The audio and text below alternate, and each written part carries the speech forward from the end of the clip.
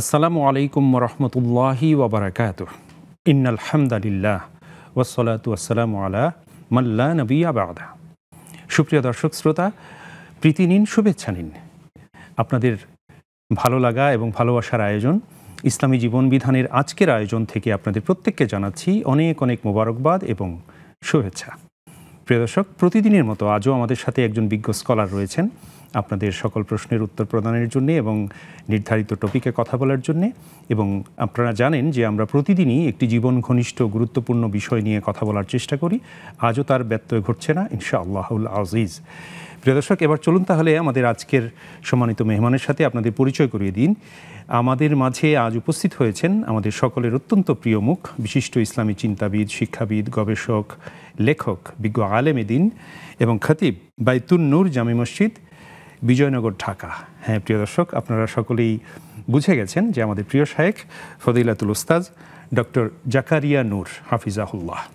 আসসালামু আলাইকুম রহমতুল্লাহি ওয়া বারাকাতুহু। ওয়ালাইকুম আসসালাম রহমতুল্লাহি ওয়া বারাকাতুহু। শায়েখ, আপনাকে অভিনন্দন এবং কৃতজ্ঞতা আপনার মূল্যবান সময় শেয়ার করছেন। জি, আপনাকে অনেক অনেক মোবারকবাদ। আলহামদুলিল্লাহ, জাযাকুমুল্লাহ খায়ের। দর্শক, আমরা শায়েখের সাথে পরিচিত হলাম আলহামদুলিল্লাহ। শায়েখের মাধ্যমে আজকে আমরা অনেক কিছু জানবো ইনশাআল্লাহুল আজিজ, এবং আজকের আয়োজনটি যেন আমাদের সকলের জন্য কল্যাণকর হয়, আমরা যেন উপকারী জ্ঞান হাসিল করতে পারি এবং সে অনুযায়ী আমরা আমাদের জীবন গঠন করতে পারি ইনশাআল্লাহ তাআলা। প্রিয় দর্শক, আরও জানিয়ে দিচ্ছি, আপনারা আমাদের সাথে সরাসরি যুক্ত হতে স্ক্রিনে প্রদর্শিত নাম্বারে ডায়াল করতে পারেন। এছাড়া আমাদের এই আয়োজনটি যেহেতু টেলিভিশনের পাশাপাশি নেক্সাস টেলিভিশন ইসলামিক এই ফেসবুক পেজ থেকেও সরাসরি সম্প্রচারিত হচ্ছে।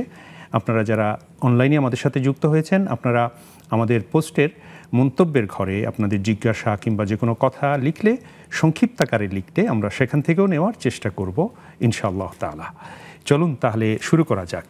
এবার জানিয়ে দিচ্ছি আজকে আমরা যে বিষয়টি নিয়ে প্রথমত কথা শুনতে চাই শায়েখের কাছ থেকে, সেটি হচ্ছে হজের প্রাথমিক প্রস্তুতি। প্রিয় দর্শক, আমরা সকলে জানি যে হজের যাত্রা শুরু হচ্ছে আমাদের বাংলাদেশ থেকে। হজের প্রথম ফ্লাইট শুরু হবে ইনশাআল্লাহ তাআলা আগামী 9ই মে ইনশাআল্লাহ, এবং 8ই মে তার উদ্বোধন হচ্ছে। মাননীয় প্রধানমন্ত্রী সেটি উদ্বোধন করবেন। এবং এবারে যারা হজে যাচ্ছেন, আমাদের সকল হাজি সাহেবানদের জন্যে, হাজি সাহেবদের জন্যে আমাদের পক্ষ থেকে আন্তরিক দোয়া এবং শুভ প্রত্যাশা থাকছে। আল্লাহ তাআলা যেন তাদের প্রত্যেকের হজকে হজ্জে মাবরুর হিসেবে কবুল করেন, আমিন। আমরা আজকে হজের প্রাথমিক প্রস্তুতি এ বিষয়ে কথা শুনবো। আমরা শায়েখের কাছে যাচ্ছি। শায়েখ, আলহামদুলিল্লাহ, আমরা জানলাম যে হজের প্রাথমিক প্রস্তুতি, হজের প্রাথমিক প্রস্তুতি বলতে আসলে এখানে অনেকগুলো বিষয়। প্রথমত যদি আমরা বলি যে আসলে হজের প্রস্তুতি বলতে যেটা মেইনলি হওয়া উচিত, সেটি হচ্ছে যে হজে আমরা আসলে কেন যাচ্ছি, কী জন্যে যাচ্ছি, সেখানে যে আসলে আমি কি উদ্দেশ্যে যাচ্ছি এবং সেখানে কি প্রাপ্ত হতে যাচ্ছি আমি, আমার সেই মানসিক প্রস্তুতিটা মূলত। এবং যদি আরেকটু যদি গভীর করে বলি, সেটি হচ্ছে যে আধ্যাত্মিক প্রস্তুতি, স্পিরিচুয়াল যে আমাদের যে প্রস্তুতি, সেটি কেমন হওয়া উচিত, সে থেকে নিয়ে শুরু করে ইনশাল্লাহ আপনি অনেক কিছুই বলবেন। আপনি যদি শুরু করেন। বিসমিল্লাহ, আলহামদুলিল্লাহ, ওয়াসসালাতু ওয়াসসালামু আলা রাসূলিল্লাহ। জি, হজ আলহামদুলিল্লাহ, এবার হজের যাত্রা শুরু হয়ে যাবে এবং হাজিরা প্রস্তুতি নিচ্ছেন আলহামদুলিল্লাহ। হাজিদের প্রস্তুতি বলতে আমরা দুইটা প্রস্তুতি আমরা বুঝি। একটা হলো বৈষয়িক প্রস্তুতি, যেটা আপনি একটু ইঙ্গিত করেছেন যে আধ্যাত্মিক প্রস্তুতি। তো আমরা হজের প্রস্তুতিটা বৈষয়িকটাকেই প্রাধান্য দিই। এটা হলো শুনতে যদি একটু খারাপ শোনাও যায়, তারপর এটাই বাস্তবতা। যেমন বৈষয়িক প্রস্তুতি আমরা কি নেই, আমরা আমাদের প্রস্তুতিটা পোশাক আশাক খাবার দাবার এটা আছে, কিন্তু এটার সাথে একটা বৈষয়িক প্রস্তুতি অনেকেই নেন, হয়তো কিছু সংখ্যক হয়তো এটা বাদ দেন। প্রথমত যে আমি হজে যাচ্ছি, তো গোল্ডের দাম এদেশে একটু বেশি, ওই দেশে একটু কম বা ভালোটা পাওয়া যাবে, তো মোটামুটি ওখান থেকে কিছু গোল্ড নিয়ে আসা যায়। এরপরে এইরকম কিছু বৈষয়িক চিন্তা, এটা হলো আমাদের প্রাধান্য পায়। এবং এটা অনেকের মাঝে এরকমও আছে যে হজের সফরে গিয়ে উনি কিছু সামগ্রী কিনে নেবেন। তো সামগ্রী কিনে সাথে করে ক্যারি করে নিয়ে আসবেন।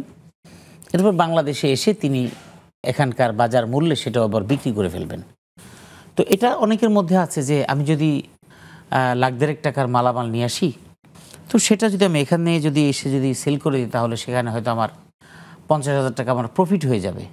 তাহলে হজের খরচের টাকা কিছুটা আমার এখান থেকে রিকভারি এসে যাবে। তো এই জাতীয় একটা বৈষয়িক চিন্তা আছে। এই জাতীয় চিন্তা যদি কারো থাকে, তাহলে হজটা প্রথমেই বাধাগ্রস্ত হয়ে যাবে। যেই হজ্জে মাবরুরের কথা আমরা বলি, সেই হজ্জে মাবরুর হয়তো আমার নসিবে নাও হতে পারে। কারণ চিন্তা এবং নিয়তের যেই পরিশুদ্ধতা দরকার ছিল, সেই নিয়ত এবং চিন্তার পরিশুদ্ধতা এই জায়গায় একেবারেই অনুপস্থিত। এটা হলো আমাদের বৈষয়িক প্রস্তুতি। মূলত আধ্যাত্মিক প্রস্তুতি, হজের যে প্রস্তুতি, এই যে এখন আমরা প্রস্তুতি নিচ্ছি, এখনও হজ ফ্লাইট শুরু হয়নি, কিন্তু এখন সবাই গুছিয়ে নিচ্ছে কার কি প্রয়োজন, কে কীভাবে যাবে না যাবে, ট্রাভেলস এজেন্সির সাথে যোগাযোগ।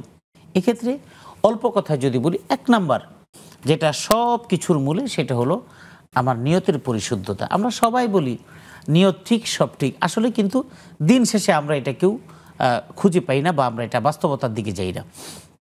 নিয়তের পরিশুদ্ধতা কি? আমি হজে যাচ্ছি কেন? আমার হজে যাওয়ার মূল টার্গেটটা হলো, যেটা আমাদের ভাই বলেছেন যে মূল উদ্দেশ্যটা কি? উদ্দেশ্যটা হলো যে আমি হজে যাচ্ছি, আমার জীবনের সমস্ত গুনাহগুলো আমি মাফ করিয়ে দিব। কারণ বাইতুল্লাহ জিয়ারত এটা একটা সৌভাগ্যের ব্যাপার। মসজিদে নববীতে নামাজ আদায় পর এটা সৌভাগ্যের ব্যাপার। রাসূলের মাকবারা সেটা জিয়ারত করা এটা সৌভাগ্যের ব্যাপার। তো এতগুলো পৃথিবীর শ্রেষ্ঠতম জায়গাগুলো, এর চাইতে শ্রেষ্ঠতম জায়গা পৃথিবীতে আর নেই। এই জায়গায় গিয়ে যদি আমি গুনাহ মাফ করাতে পারি, তাহলে আমার জীবনটা ধন্য। এটা আমার প্রথম টার্গেট হওয়া উচিত। এর চাইতে বড় আর কোনো টার্গেট থাকা উচিত না। এই নিয়তটাই হলো মূল, এটা হলো আমার মূল। এবং এ ব্যাপারে অসংখ্য হাদিস আছে। তার মানে নিয়তের মধ্যে আমার এটাই হলো মূল কথা। হজে যাচ্ছি এরকম সবাই বলছে, কিন্তু নিয়তের পরিশুদ্ধতা মানে হলো যে আমার অন্তরে, আমার বাহিরে কোনো রকমের চিন্তা ইনিয়ে বিনিয়ে যে কোনোভাবেই হোক, দুনিয়াবি কোনো মাকসাদ এটার মধ্যে আমার থাকবে না। হ্যাঁ, আমি বাইতুল্লাহ জিয়ারতে গেলাম, এরপরে আমার মূল মাকসাদ শেষ করার পর আমি ফিরে আসার সময় আমি আমার প্রিয় কিছু মানুষদের জন্য চিন্তা করলাম, তাদের জন্য কিছু হাদিয়া নিয়ে আসবো। এই হাদিয়া হিসেবে কেউ জায়নামাজ আনে, কেউ এটা আনে, এটা আনে, এটা হিসাবের বাইরে, এটা না। আমার মূল টার্গেট হলো আমি এখন হজে যাচ্ছি, আমি যেন মাবরুর হজ, মকবুল হজ, আল্লাহ যেন কবুল করেন এমন হজ যেন আমি করতে পারি। এবং এই হজ মানে হলো আমি যেন ওখান থেকে একদম নিষ্পাপ হয়ে আমি আমার জায়গায় ফিরে আসতে পারি। এটা হলো আমার প্রথম মাকসাদ। শাইখ, এই জায়গায় একটু ছেদ ঘটাচ্ছি, আমাদের সাথে দর্শক রয়েছেন। আসসালামু আলাইকুম ওয়া রাহমাতুল্লাহ। দর্শক কথা বলুন। ওয়ালাইকুম সালাম ওয়া রাহমাতুল্লাহি ওয়া বারাকাতুহু।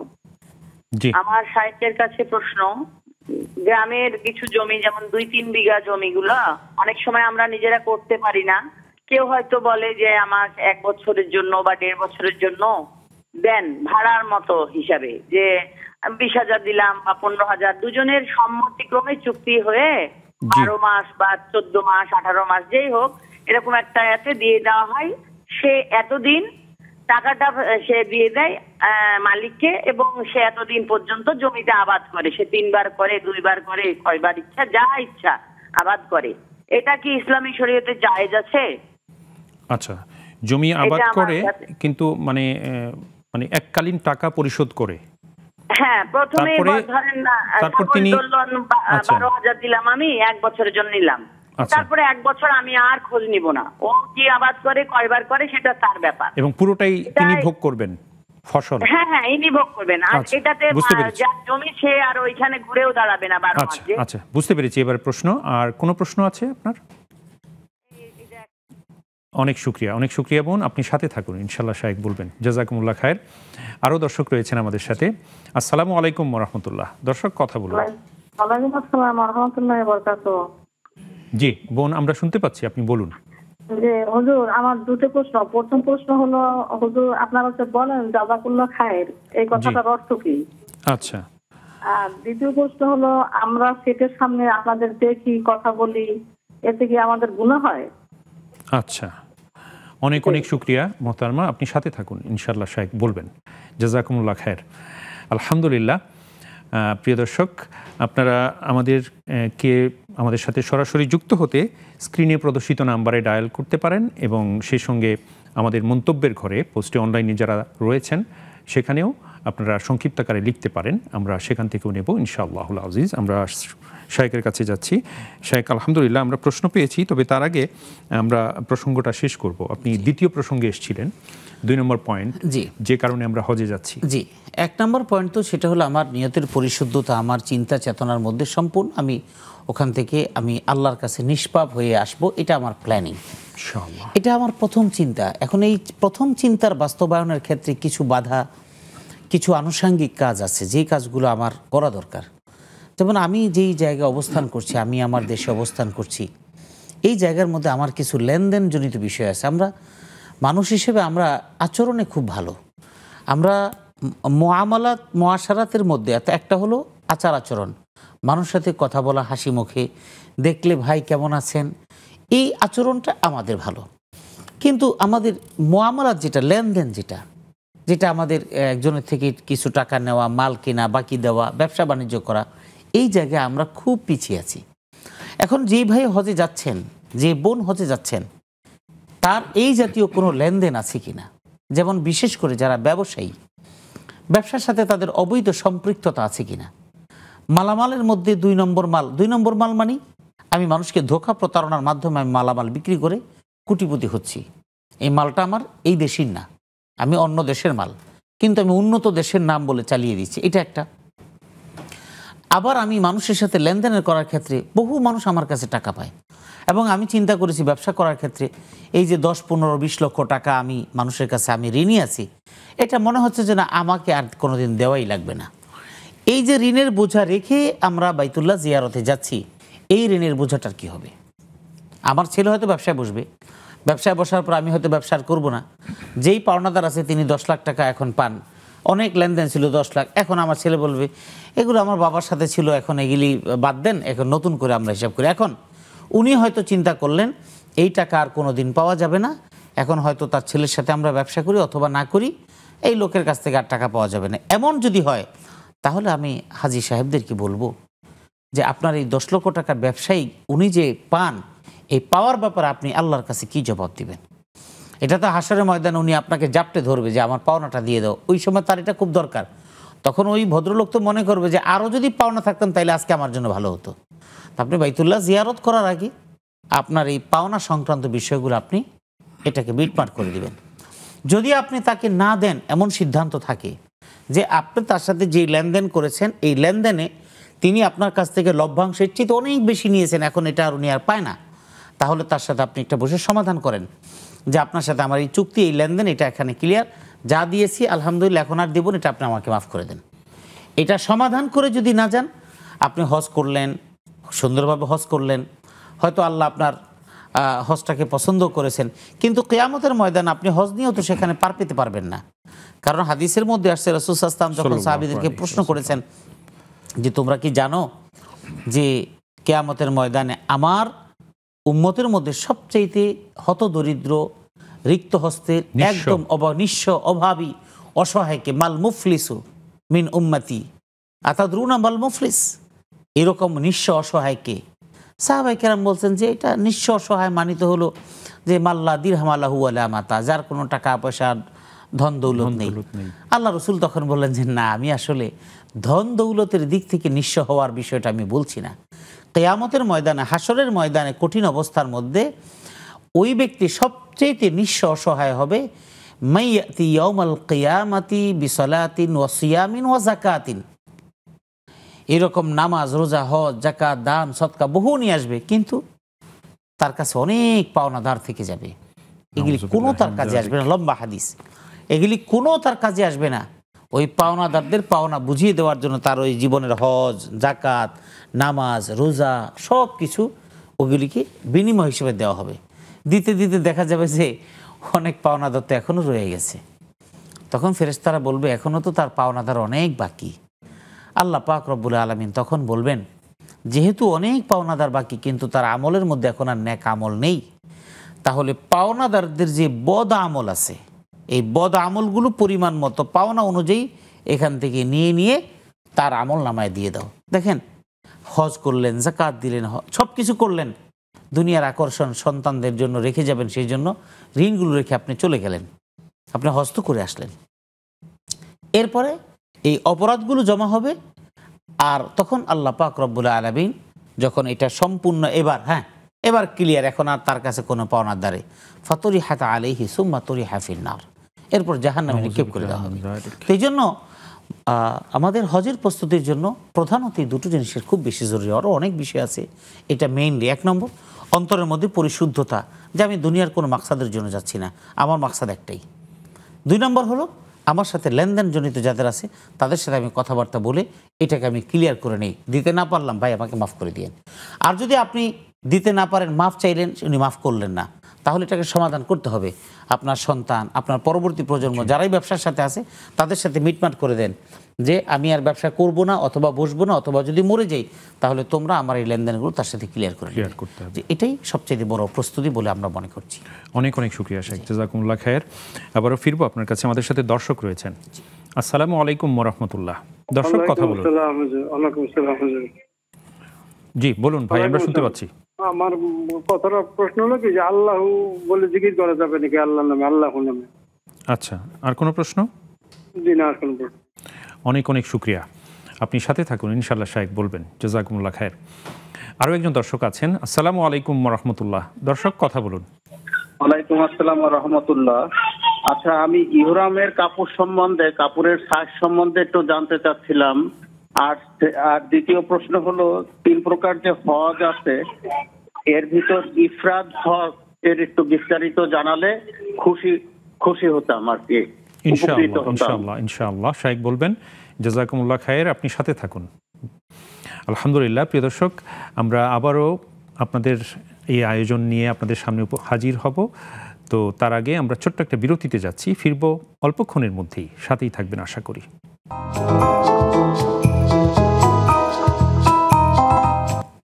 সুপ্রিয় দর্শক, বিরতির পর আপনাদের প্রত্যেককে আরও একবার স্বাগত জানাচ্ছি নেক্সাস টেলিভিশনের প্রাত্যহিক পরিবেশনা ইসলামী জীবন বিধানের আজকের সরাসরি সম্প্রচারিত আয়োজনে। নিবেদক ইসলামী ব্যাংক বাংলাদেশ পিএলসি। আজ আমাদের সাথে রয়েছেন ফদিলাতুল উস্তাদ ডক্টর জাকারিয়া নূর হাফিজাহুল্লাহ। আমরা শায়েখকে আবারও মোবারকবাদ এবং কৃতজ্ঞতা জানাচ্ছি।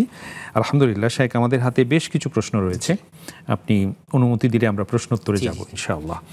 আমাদের প্রথম যে বোন প্রশ্ন করেছিলেন, উনি বলছিলেন যে জমি যে বন্ধক বা লিজ দেওয়ার যে বিষয়টা রয়েছে আমাদের সমাজে গ্রামেগঞ্জে, তো উনি যেটা বলছিলেন সেটি হচ্ছে উনি একটা নির্দিষ্ট সময়ের জন্য দিয়েছেন এবং সেই সময়ে একটা নির্দিষ্ট পরিমাণ টাকার বিপরীতে, এবং জমি যিনি নিয়েছেন লিজ, তিনি ওই নির্দিষ্ট সময়ে উনি যা আবাদ করবেন, যে ফসল উৎপাদন হবে সেটা পুরোটাই তার। এই রকম চুক্তি শরিয়া সমর্থন করে কিনা? হ্যাঁ, এখন যে সিস্টেমগুলো হয় যে লিজ পদ্ধতি, একরকম ভাড়া খাটার মতো, হ্যাঁ, এই জমিন যে ভাড়া নিয়ে যেটা করা হয়, এটা ওই পদ্ধতিতে যদি করা হয় তাহলে সেটা জায়েজ, এটা করতে পারবে যিনি এটা নেবেন, যে আপনার এই জমিটা আমি ভাড়া নিলাম, এই ভাড়া বাবদ আপনি আমার থেকে কত টাকা নেবেন, এই পরিমাণ টাকা দিলেন, এরপরে এটার বিনিময়ে আমি যা উৎপাদন করে নিব। এটা বন্ধকি সম্পত্তি আর এটার মধ্যে পার্থক্য আছে। পার্থক্যটা হলো এই, বন্ধকি সম্পত্তিটা হলো যার জমি তিনি তার প্রয়োজন অনুযায়ী টাকা তার থেকে নেন। যিনি জমির মালিক তিনি তার প্রয়োজন অনুযায়ী টাকা নিয়ে, সেটা কম হতে পারে বেশি হতে পারে, সাধারণত বেশি তো হবে না, কমই সাধারণত নেই, যে কম নিয়ে ওটাকে বিশ্বস্ততার জন্য তার কাছে দিয়ে দেয়, এটার বিনিময়ে সে করে খায়, এই টাকাটা সে আবার ফেরত দিবে। এখানে হলো বন্ধকের ক্ষেত্রে টাকাটা আবার ফেরত দিতে হয়, আর এখানে হলো ভাড়া বা লিজ, এখানে টাকা কিন্তু ফেরত দিবে না। সে আমার যে টাকা ভাড়া বাবদ আমাকে দিয়ে দিল, এটা আমি খাবো, এটা আমি পাচ্ছি, এটা আমি ভাড়ায় দিলাম, আর এর বিনিময়ে সে এটা উৎপাদন করে যা খাবে সেটা তার। সুতরাং এটা জায়েজ, ওইটা সুদ, মানে অগ্রিম ফসল ক্রয়ের মতো আর জি বিষয়। এটাই। অনেক শুকরিয়া শায়েখ, জাযাকুমুল্লাহ খায়ের। প্রিয় বোন, আশা করি আপনি বুঝতে পেরেছেন। আলহামদুলিল্লাহ শায়েখ, এরপরে আমাদের আরেক বোন দুটি প্রসঙ্গ অবতারণা করেছেন। একটি প্রথমত হলো জাযাকুমুল্লাহ খায়ের, আমরা যে বলি এটির সরল অনুবাদ বা বাংলাটা কি? জি, আমরা যে জাযাকুমুল্লাহ বলি, এটা রাসূলুল্লাহ সাল্লাল্লাহু আলাইহি ওয়াসাল্লাম, সাহাবায়ে কেরাম, পরবর্তী যুগে, বা এই শব্দগুলির উদ্দেশ্য হলো যে জাযাকুমুল্লাহু খায়র, অর্থাৎ তোমাদের জন্য উত্তম কল্যাণকর প্রতিদান আল্লাহ তোমাদেরকে দান করুন, এটা হলো দোয়া। তো আমরা যখন এই কথাগুলি বলি এটা আসলে দোয়া করা হয়, এবং আরব বিশ্ব সহ সর্বত্র এটা রাসূলুল্লাহর সুন্নাহর মতোই আমরা এটা পালন করে থাকি, যে এটা দোয়া করা। এটা হলো এই শব্দের অর্থ। জি, অনেক শুকরিয়া। ওনার দ্বিতীয় প্রসঙ্গ ছিল এই যে ওনারা আমাদের মা বোনেরা যে আমাদেরকে দেখছেন সেটে এবং আমাদের এই আয়োজন উপভোগ করছেন, এতে করে আমাদের চেহারা তারা দেখছেন, কথা শুনছেন, এতে করে কি পর্দা লঙ্ঘন হচ্ছে কিনা, এখানে শরিয়ার কোনো আপত্তি আছে? জি, এখানে একটা বিষয় দেখেন, পর্দার বিষয় যেটা, যেমন আমরা এখানে স্ক্রিনে আছি, আমরা আপনাদেরকে দেখতে পাচ্ছি না, আপনারা আমাদেরকে দেখছেন, এবং আমাদের কাছ থেকে মূলত মেইনলি আপনারা আমাদের কাছে জেনে আমাদের প্রশ্নগুলো জানার জন্য আপনি আমাদেরকে প্রশ্ন করছেন, এবং আপনারা পর্দার অন্তরালে আছেন জানার জন্য এই প্রশ্ন করাটা। এবং এই যে মাধ্যমে আপনি দেখছেন, এই মাধ্যমটা আপনি বহু দূর থেকে দেখছেন, আপনি আমার সম্পর্কে আমার কাছেও নেই, আমিও আপনাকে দেখতে পাচ্ছি না। এই দেখার মাধ্যমে আপনি যে জানতে চাচ্ছেন, এই জানাটা আপনার জন্য জায়েজ। যেমন মনে করেন যে আমরা যখন নাকি স্যাটেলাইটের মাধ্যমে আমরা বাইতুল্লাহর ইমামদের তেলাওয়াতটা যখন শুনি, তখন ভিডিওর মাধ্যমে তাদের তেলাওয়াতটা আমরা কিন্তু তাদের চেহারা কেমন সুন্দর, তাদের চেহারার কি ওই বিষয়, ওইদিকে আমাদের কিন্তু লক্ষ্য না। আমাদের মূল লক্ষ্য হলো যে তাদের তেলাওয়াতটা শোনা। এবং আমরা যারা এই প্রশ্ন উত্তর দিচ্ছি বা কোনো আলেমের কাছে যাচ্ছেন, কোনো ডাক্তারের কাছে যাচ্ছেন, তো সেই জায়গার মধ্যে তাকে প্রশ্ন করার জন্য তার দিকে আপনার তাকাতে হবে। একজন শিক্ষার্থী তার টিচারের কাছে, শিক্ষার্থী পূর্ণ পর্দা রক্ষা করে টিচারের দিকে তাকিয়ে সে কথা বলবে, এটা তার জন্য জায়েজ। ততটুকু পর্যন্ত জায়েজ যতটুকু পর্যন্ত তার প্রশ্ন জানার জন্য, ইসলাম বোঝার জন্য যতটুকু তার প্রয়োজন, এইটুকু শরিয়া এলাও এবং এটা শরিয়া সম্মত। সুতরাং এটা নিয়ে আমাদের দেশে যদিও অনেকে অনেক রকমের কথা বলে, এই কথাগুলো আসলে আবেগতাড়িত এবং শুধুমাত্র বিদ্বেষ প্রসূত, এর বাইরে আর কিছু না। জি, অনেক শুকরিয়া শাইখ, জাযাকুমুল্লাহ খায়ের। আমরা আবারও দুজন দর্শককে নেব ফোনে। আসসালামু আলাইকুম ওয়া রাহমাতুল্লাহ। দর্শক কথা বলুন। ওয়ালাইকুম আসসালাম। জি মুহতারমা, আমরা শুনতে পাচ্ছি, আপনি বলুন। জি, আমি সিলেট শহর থেকে কুলেটলা থেকে বলতেছি। আমার দুইটি প্রশ্ন ছিল দুটো। জি বলেন। মরার পর মানে একজন ব্যক্তি নামাজ রোজা পড়ে নাই, মরার পর আমি কি কাফারা দিতে হবে কিংবা কিভাবে দিবে? আর দ্বিতীয় প্রশ্ন হচ্ছে যে আমার মেয়ের বয়স হচ্ছে 2 বছর, এখনো পর্যন্ত আকিকা দিই নাই ওর। এইটা ওইটা অসুখ আছেই। এখন আমরা চাই ওর আকিকা দিব, এখন কুরবানিতে দিব না, কুরবানিতে ফরজ আমাদের, কুরবানিটা আগে দিব।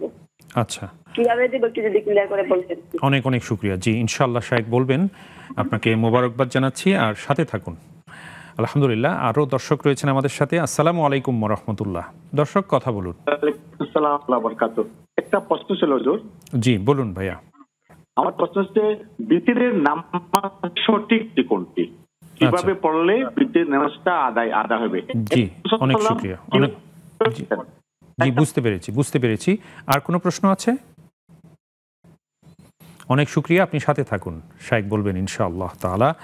আলহামদুলিল্লাহ, শাইখ আরও কিছু প্রশ্ন এসছে। তার আগে আমাদের পূর্বের বোনের আরও একটি, আলহামদুলিল্লাহ পূর্বের বোনের 2টি প্রশ্নই হয়ে গেছে। এরপর আমরা অনলাইন থেকে একটি প্রশ্ন নেব। আমাদের এক বোন অনলাইনে লিখেছেন যে ওনার স্বামী হেদায়েত পাওয়ার পূর্বে একটি হারাম রিলেশনে ছিলেন এবং সেখান থেকে তিনি ফিরে এসেছেন। আলহামদুলিল্লাহ, আল্লাহ তাকে হেদায়েত দান করেছেন এবং এখন ওনার সেই প্রাক্তন তার সাথে যোগাযোগ করেছেন এবং তার মা অসুস্থ বলে তার কাছে আর্থিক সাহায্য চেয়েছেন। তো এখন তিনি তার হাজব্যান্ড মানবিক কারণে তাকে সাহায্য করতে পারবেন কিনা, এরকম প্রসঙ্গটি। এছাড়া বিভিন্ন সময় তিনি আরও চেয়েছেন, তো তাকে দিয়েছেন মানবিক দিক বিবেচনা করে তার হাজব্যান্ড, তিনিও সম্মতি দিয়েছেন। তো ভবিষ্যতেও যদি আরও চান তিনি, তো তাকে ইগনোর করবেন নাকি সাহায্য করবেন? প্রথম কথা হলো যে তিনি এমন একটা রিলেশনে ছিলেন, এখন সেখান থেকে তিনি ফিরে এসেছেন আলহামদুলিল্লাহ। এখন তার সেই রিলেশনটা নেই এবং তিনি পরিপূর্ণভাবে ফিরে এসে এবং হেদায়েতের পথে এসেছেন আপনার বক্তব্য অনুযায়ী। এখন তিনি যদি তার অর্থনৈতিক সংকটের কারণে তিনি তার মায়ের চিকিৎসা অথবা অন্য কোনো কারণে যদি তিনি শরণাপন্ন হন, সেক্ষেত্রে মানবিক সহযোগিতার বিষয়টা যদি সামনে চলে আসে তাহলে সেই মানবিক সহযোগিতাটা করা যাবে। তবে এখানে দ্বিতীয় যেই কথাটা সেটা হলো ভবিষ্যতেও করা যাবে কিনা। মানবিক সহযোগিতা করতে গিয়ে যদি সম্ভাবনার দিকটা এমন থাকে যে মানবিক সহযোগিতা করতে গিয়ে আপনার হাজব্যান্ড আবার নতুন করে কোনো কিছুতে জড়িয়ে যাবে, এমন যদি কোনো সম্ভাবনা থাকে, তাহলে সেখান থেকে বেরিয়ে আসা এটা তার জন্য জরুরি। তবে স্বাভাবিক দৃষ্টিকোণ থেকে মানবিক সাহায্য যে কোনো মানুষকে করা যায়, এবং যেহেতু একজন পরিচিত মানুষ বা এখন যেহেতু তাদের সাথে অন্য কোনো ধরনের কোনো রিলেশন নেই, মানবিক কারণে তিনি সহযোগিতা করতে পারেন। আর আপনি যদি ব্যক্তিগতভাবে এই কাজে যদি সহযোগিতা করেন, তাহলে আপনিও সওয়াবের ভাগীদার হবেন ইনশাআল্লাহ। ইনশাআল্লাহ। অনেক শুকরিয়া শাইখ। এরপর আমাদের এক ভাই ফোনে জানতে চেয়েছিলেন যে শুধুমাত্র আল্লাহু আল্লাহু বলে জিকির করা যাবে কিনা। আসলে আমাদের দেশে ওলামায়ে কেরাম যদিও এই কথাটাকে জোর দিয়ে বলেন, আসলে এটা কিন্তু হাদিস সম্মত না। শুধু আল্লাহ এইটা দ্বারা জিকির হয় না। এখন জিকিরকে আপনি এটা শোনার পরে তো অনেকে মনে করবেন যে এটা কেমন কথা, আল্লাহর নাম নেবেন। হ্যাঁ, আপনি আল্লাহর নাম যত বেশি আপনি জপবেন, আপনার জিহ্বাকে তরুতাজা রাখবেন, নিঃসন্দেহে আল্লাহ আল্লাহ এটা ঠিক আছে, আল্লাহর নাম নেবেন। কিন্তু জিকির বলতে আমরা যেটা বুঝি সেটা হলো একই শব্দকে বারংবার একটা নির্ধারিত পর্যন্ত, যেমন সুবহানাল্লাহ 33 বার, আল্লাহু আকবার 33 বার বা 34 বার, আলহামদুলিল্লাহ 33 বার বা 33 বার, এই যে আমরা পড়ি লা ইলাহা ইল্লাল্লাহ, আসলে জিকিরের মধ্যে আল্লাহ শব্দের আগে অথবা পিছনে শব্দ আছে, যেমন সুবহানাল্লাহ, আল্লাহ শব্দের আগে সুবহানা এটা আছে, অথবা আলহামদুলিল্লাহ, আল্লাহ শব্দের আগে আল্লাহর প্রশংসা আছে, আল্লাহু আকবার, অথবা আল্লাহ শব্দের পরে গিয়ে আল্লাহর বরত্বের ঘোষণা আছে। আল্লাহ শব্দের সাথে আগে পরে এই শব্দগুলো মিলিয়ে এটা হলো জিকির। আর স্বাভাবিকভাবে আল্লাহকে স্মরণ করে আল্লাহকে ডাকলেন, সেটা আপনি ডাকতে পারেন, কিন্তু কথার কথা আল্লাহ আল্লাহ আল্লাহ এই যে আপনি জিকির করছেন, এটা কোরআন সুন্নাহ মতে এটা শুদ্ধ নয়। এখন আমাদের উলামায়ে কেরাম যে বক্তব্যটা দেন, ওয়াজকুর ইসমা রব্বিকা ওয়া তাবাত্তাল ইলাইহি তাবতীলা, তুমি তোমার রবের নাম তুমি স্মরণ করো। আরে রবের নাম তো আমি স্মরণ করছি, আলহামদুলিল্লাহি রাব্বিল আলামিন, নামাজের মাধ্যমে স্মরণ করছি, বিভিন্ন মাধ্যমে আমি স্মরণ করছি, আল্লাহর কাছে আমি চাচ্ছি আল্লাহ তুমি মাফ করে দাও, ইয়া রব তুমি আমাকে মাফ করে দাও, স্মরণ তো করছি। এই স্মরণের দ্বারা কিন্তু জিকির উদ্দেশ্য না। জিকির হলে দুইটা জিনিস লাগবে। এক নাম্বার, জিকির এটা হলো একটা মাসনুন, একটা পদ্ধতি জিকির। এই জিকিরের জন্য রাসূল করিম সাল্লাল্লাহু আলাইহি সাল্লাম যত জিকির করেছেন, রাসূলের জবানে শুধু আল্লাহ আল্লাহ জিকির আছে কিনা এটা আমাকে দেখতে হবে। হাদিসের কোনো দুর্বল একটা দলিলেও এটা নাই যে রাসূলুল্লাহ সাল্লাল্লাহু আলাইহি সাল্লাম কখনো শুধু আল্লাহ আল্লাহ শব্দ দ্বারা জিকির করেছেন মর্মে কোনো বর্ণনা নেই। রাসূলের পরবর্তী যুগে হলো সাহাবায়ে কেরামের আমল, এটা হলো দলিল। রাসূল যেখানে করেন নাই, সাহাবায়ে কেরামের এমন কোনো আমল পাওয়া যাবে না যেখানে সাহাবায়ে কেরাম আল্লাহ আল্লাহ আল্লাহ এমন জিকির করেছেন।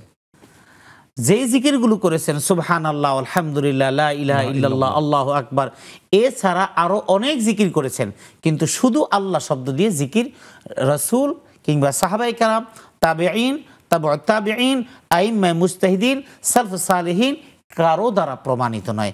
এটা আমাদের এই সাবকন্টিনেন্টে এটা প্রমাণিত। ওলামায়ে কেরাম যেই ঘরানার যেই তরিকার ওই তরিকাকে ইস্টাবলিশ করার জন্য খামখেয়ালিভাবে যুক্তি দিয়ে তারা এটাকে প্রমাণ করতে চান।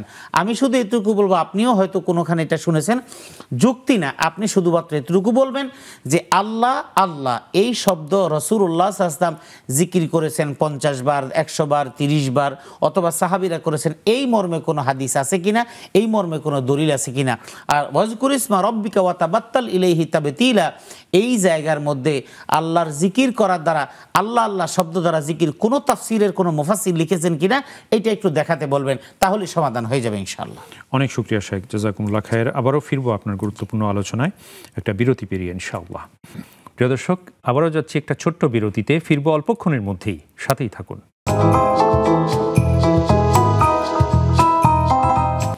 সুপ্রিয় দর্শক, আবারও আপনাদের প্রত্যেককে স্বাগত জানাচ্ছি নেক্সাস টেলিভিশনের প্রাত্যহিক পরিবেশনা ইসলামী জীবন বিধানের আজকের সরাসরি সম্প্রচারিত আয়োজনে। নিবেদক ইসলামী ব্যাংক বাংলাদেশ পিএলসি। আমরা আবারও শাইখকে ধন্যবাদ এবং মোবারকবাদ জানাবো। আলহামদুলিল্লাহ শাইখ, আমাদের হাতে অনেক প্রশ্ন রয়েছে। এবার আমরা যে প্রশ্নটি রাখছি সেটি হচ্ছে, আমাদের এক ভাই জানতে চেয়েছেন যে ইহরামের কাপড় সম্পর্কে, ইহরামের কাপড়ের পরিমাণ এবং ধরন এই বিষয়টি জানতে চেয়েছেন। ইহরামের কাপড় পরিমাণ ধরন আসলে এখন তো আর এক সময় হয়তো ইহরামের কাপড় কিনতে পাওয়া যেত না, তখন ওই গজ কাপড় থেকে কিনে মাপ মতো, তাহলে কিন্তু একটা হলো ইজার যেটাকে নিচের অংশ অর্থাৎ লুঙ্গি হিসাবে যেটা পরি সেলাইবিহীন, আর একটা হলো চাদর, এই হলো ইহরামের কাপড়, আর কিছু না। আর এখন যেহেতু ইহরামের কাপড় আলাদা প্যাকেট করে পাওয়া যায়, যারা হজের যাত্রী হিসেবে যাবেন তারা 2 সেট এহরামের কাপড়, পাতলা কাপড় নিয়ে যাবেন, কারণ এখন যেহেতু গরমের সময় আপনারা সুতি কাপড়ের 2 সেট নিয়ে যাবেন। কোনো কারণবশত যদি একটা নষ্ট হয়ে যায় বা কোনো কারণে হয়ে যায় তাহলে যাতে করে আরেকটা ব্যবহার করতে পারেন। নিচের অংশকে বলা হয় ইজার মানে লুঙ্গি, আর উপরেরটাকে বলা হয় চাদর। এই দুইটাই হলো এহরামের কাপড়। আপনি স্বাভাবিকভাবে পরবেন, বেল দিয়ে বা যেভাবে পরবেন, ওইটি বেল বলতে অর্থাৎ আমাদের কাপড়ের যে বেলটা মাজায় থাকে এটা দিয়ে পরবেন, আর কাপড়টা এভাবে রাখবেন। শুধু বাইতুল্লাহ তাওয়াফের সময় আপনি এভাবে ইহতেবা বলা হয়, অর্থাৎ এভাবে বগলের নিচ দিয়ে ঘাড়ের উপর দিয়ে আপনি যাবেন, এই পাশে আর কিছু না। জি, অনেকের আবার প্রশ্ন থাকে যে ভেতরে কোনো অন্তর্বাস থাকবে কিনা। ভিতরে অন্তর্বাস আসলে এই ব্যাপারে আপনি স্বাভাবিকভাবে যেটা হয় সেটা হলো এহরামের কাপড় পরার মানে হলো যে আপনি এখন মৃত্যুর পোশাকে আপনি আছেন, অর্থাৎ দাফনের যেই কাফন যেটা পরানো হয় সেটার জন্য আপনি এই স্বাভাবিক এই ড্রেস আপেই থাকবেন। আর সেলাই করা কাপড় পরার ব্যাপারে যেহেতু নিষেধাজ্ঞা আছে, আর ওই ছোট কাপড়গুলো, ছোট পেনগুলো, ওগুলি তো সেলাই করা একটা পরিধি, এটা না পরাটাই এটি হলো সুন্নাহ এবং এটি হলো নিয়ম। জি, অনেক শুকরিয়া শেখ, জাযাকুমুল্লাহ খায়ের। এরপর ওনার দ্বিতীয় প্রশ্ন ছিল হজ সংক্রান্ত, ইফরাদ হজ বিষয়ে জানতে চেয়েছেন। শেখ আসছি, একজন দর্শক আছেন আমাদের সাথে, আফওয়ান। আসসালামু আলাইকুম ওয়া রাহমাতুল্লাহ। দর্শক কথা বলুন। ওয়ালাইকুম আসসালাম। জি মোহতারমা, আমরা শুনতে পাচ্ছি, আপনি বলুন। আমি একজন হাউস ওয়াইফ। আলহামদুলিল্লাহ। মানে চাকরি বা মানে কোনো ইনকাম করি না, কিন্তু আমার মানে বাবা বাড়িতে কিছু টাকা পাইছি। এখন কি আমি যাকাত এবং মানে কুরবানি এটা কি আমার জন্য মানে দিতে হবে? আচ্ছা, আর কোনো প্রশ্ন? না। অনেক অনেক শুকরিয়া বোন, আপনি সাথে থাকুন, ইনশাল্লাহ শেখ বলবেন। আলহামদুলিল্লাহ শেখ, আমরা যেটা জানতে চাচ্ছিলাম ইফরাদ হজ সম্পর্কে। জি ভাই, আসলে ইফরাদ হজ মানে হজ 3 ধরনের। একটা হলো হজ্জে ইফরাদ, হজ্জে কিরান, হজ্জে তামাত্তু। তো হজ্জে ইফরাদ হলো শুধুমাত্র হজের এহরাম বাঁধা, কিরান হলো হজ এবং উমরা একসাথে এহরাম বাঁধা, তামাত্তু হলো প্রথমে উমরার এহরাম বাঁধা, এরপরে উমরা শেষ করার পর হালাল হয়ে যাওয়া, এরপরে স্বাভাবিকভাবে ওই জায়গা থেকে আবার হজের যে আহকামাতের জন্য যে নির্ধারিত কয়েকটি দিন, ওই কয়েকটি দিনের জন্য জায়গা থেকে আপনি মিনা, মুজদালিফা, আরাফা ওই জায়গাগুলোর জন্য রওনা হওয়া। ইফরাদ হজ হলো আপনি শুধুমাত্র হজের জন্য এরাদা করবেন আপনার বাড়ি থেকে, এবং আপনি হজ করার আগ পর্যন্ত আপনাকে এহরামের কাপড় পরে থাকতে হবে। একদম চূড়ান্ত হজ শেষ করা এবং হালাল হওয়ার আগে আপনি এহরামের কাপড়টা আপনি খুলতে পারবেন না। এটাই হলো হজ্জে ইফরাদ, মানে শুধুমাত্র হজের এহরাম বাঁধা একক, এটাকে বলে ইফরাদ। এটাই হলো হজ্জে ইফরাদ। জি, অনেক শুকরিয়া শেখ, জাযাকুমুল্লাহ খায়ের। এরপর অনলাইন থেকে একটি প্রশ্ন নিচ্ছি।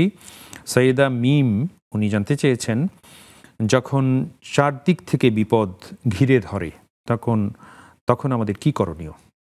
জি, আপনার যদি অনেক ধরনের বিপদ আপদ আসে, সেক্ষেত্রে হাদিস সম্মত কিছু দোয়া আছে। কিছু বিপদ আছে যেটা হয়তো আপনার আশপাশের মানুষগুলো আপনার শত্রুতাবশত আপনার সাথে লেগে আছে, সেক্ষেত্রে আপনি রাসূলুল্লাহ যে দোয়াগুলি পড়েছেন সেই দোয়া পড়বেন। যেমন যদি মনুষ্য সৃষ্ট যদি এমন হিংসার বশবর্তী ক্ষতি করার মতো কোনো বিষয় হয়, তাহলে আপনি দোয়া করবেন আল্লাহুম্মা ইন্না নাজআলুকা ফি নুহুরিহিম ওয়া নাউযু বিকা মিন শুরুরিহিম, অর্থাৎ যেই মানুষগুলো আপনার ক্ষতি করতে চাচ্ছে তাদের ক্ষতি থেকে যেন আল্লাহ আপনাকে হেফাজত করে। এরপর যদি আপনি স্বাভাবিক এমন মুসিবত যেটা কোনো ব্যক্তির সাথে সম্পৃক্ত না, হঠাৎ বিপদ আপদ, অসুখ বিসুখ, অভাব অনটন, ব্যবসায়ী বিভিন্ন ধরনের লস বা বিভিন্ন ধরনের হতে পারে, আরও অনেক ধরনের হতে পারে, হঠাৎ করে সামাজিকভাবে কিছু একটা ষড়যন্ত্রের শিকার, এরকম কত ধরনের হতে পারে, সেক্ষেত্রে আপনি দোয়া করুন আল্লাহুম্মা আজিরনি ফি মুসিবাতি ওয়া আখলিফ লি খায়রাম মিন। এই যে দোয়াটা আছে এটা সুন্নাহ সম্মত যে দোয়ার বইগুলো সেখানে পাবেন।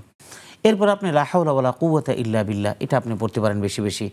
ফাল্লাহু খায়রুন হাফিজা ওয়া হুয়া আরহামুর রাহিমিন, এটা কোরআনের আয়াতের সাথে সংশ্লিষ্ট, এটা আপনি বেশি বেশি পড়তে পারেন। আর আপনি নামাজের পর আপনি আল্লাহর কাছে বেশি বেশি দোয়া করতে পারেন।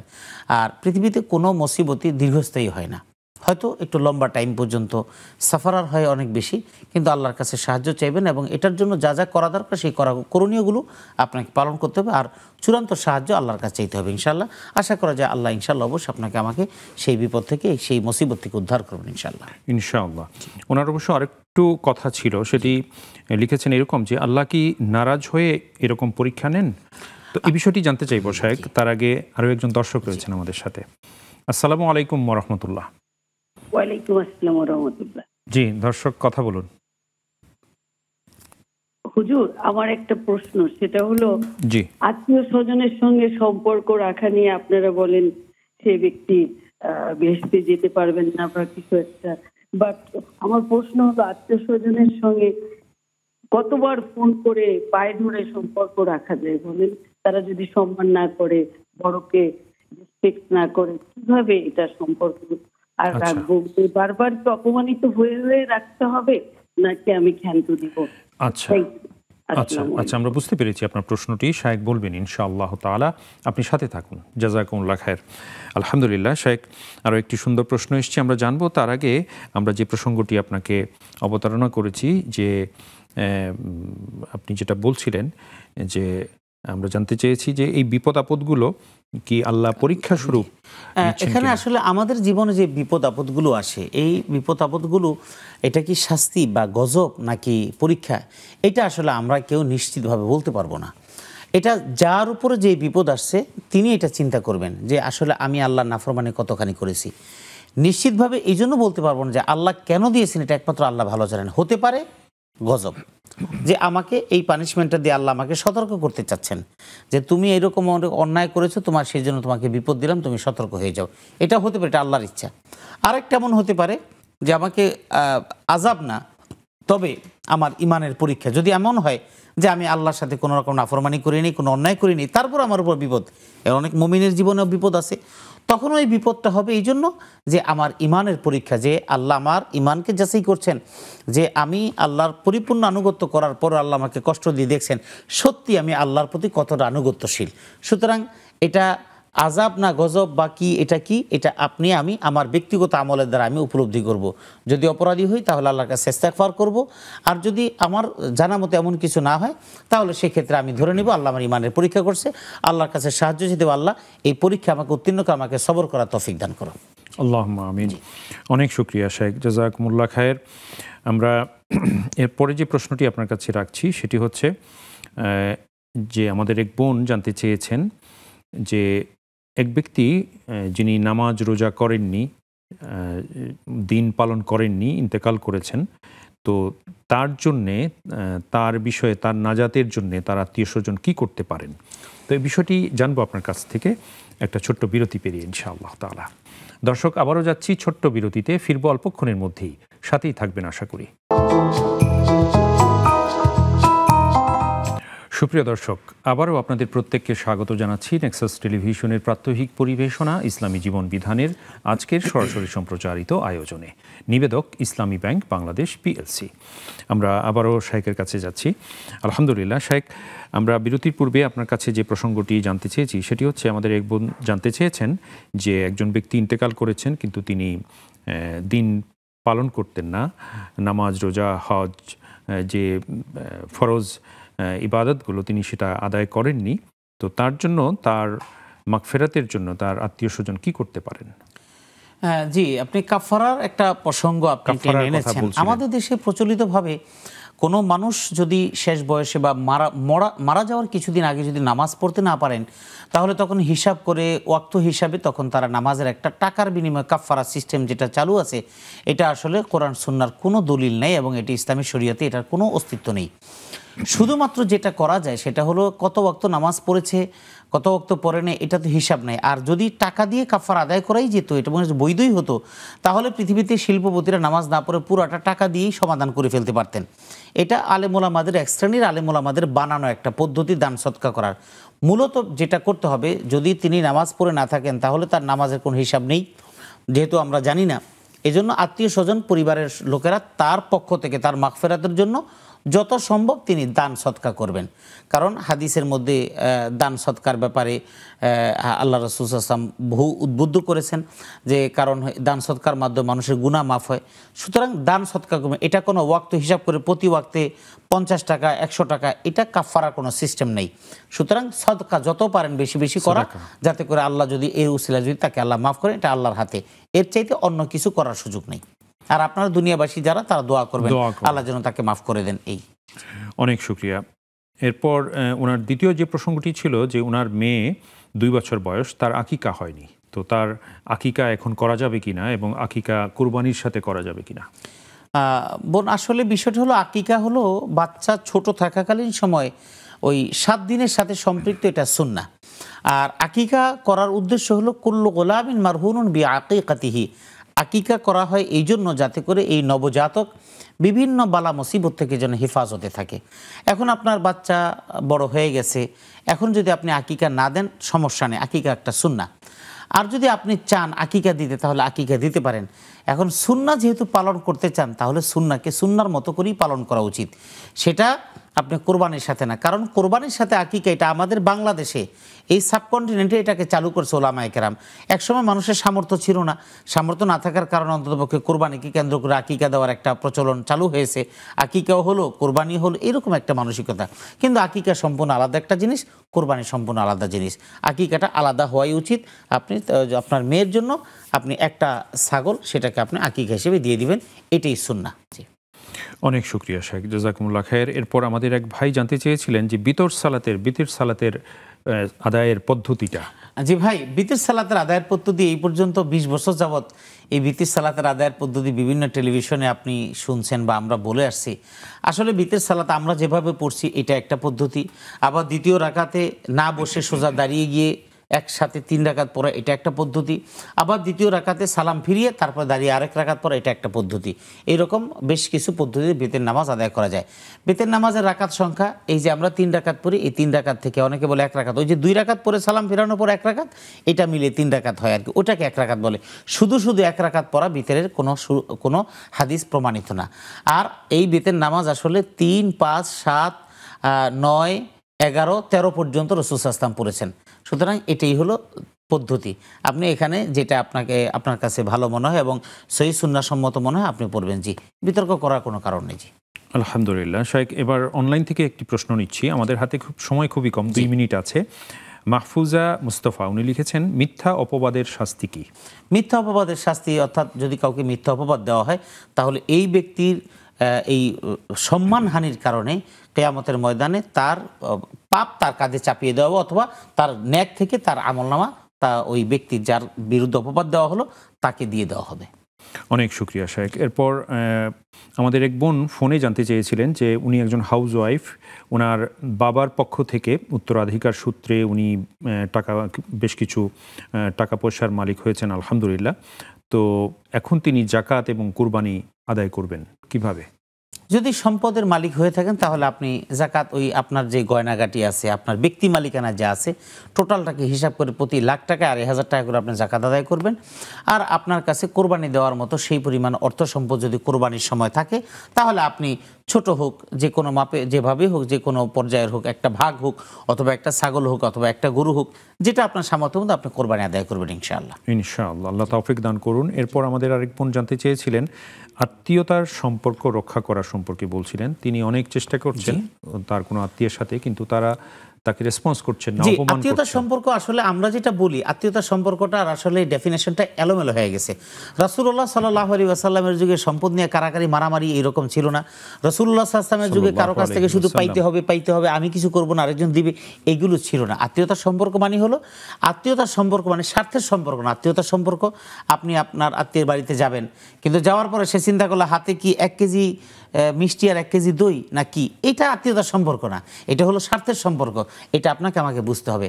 আত্মীয়তার সম্পর্ক হলো আপনি দেখলেন দেখে হাসি মুখে কথা বললেন, সে আপনার বাসায় আসলো, আপনি তার বাসায়, আপনাকে নিয়ে তার কোনো গীবত নেই, আপনাকে নিয়ে তার কোনো সমালোচনা নেই, আপনার কোনো ক্ষতির কোনো কারণ নেই, আপনাকে অপমান করার জন্য সে চিন্তা করে না, এইরকমভাবে সম্পর্ক। যখন নাকি আপনি দেখবেন আপনার আত্মীয়ের সাথে সম্পর্ক রক্ষা করতে গেলে আপনি অপমানিত হচ্ছেন, লাঞ্ছিত হচ্ছেন, আপনার জীবনের হুমকি, আপনার সম্মানের হুমকি, অবশ্যই আপনি তার থেকে দূরে থাকবেন। দূরে থাকাটা আত্মীয়তার সম্পর্ক ছিন্ন করে না, দূরে থাকা হলো আপনাকে আপনি দূরে রাখলেন, তার ব্যাপারে কোনো মন্তব্য আপনার নেই।